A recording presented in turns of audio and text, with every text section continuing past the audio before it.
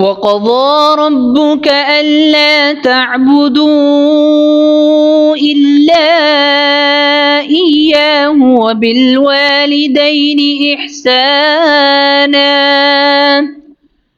إما يبلغن عندك الكبر أحدهما أو كلاهما فلا تقل لهما أف ولا تنهرهما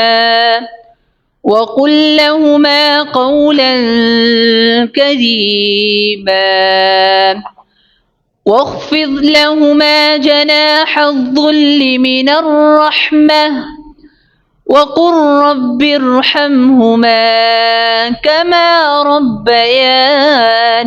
صغيرا.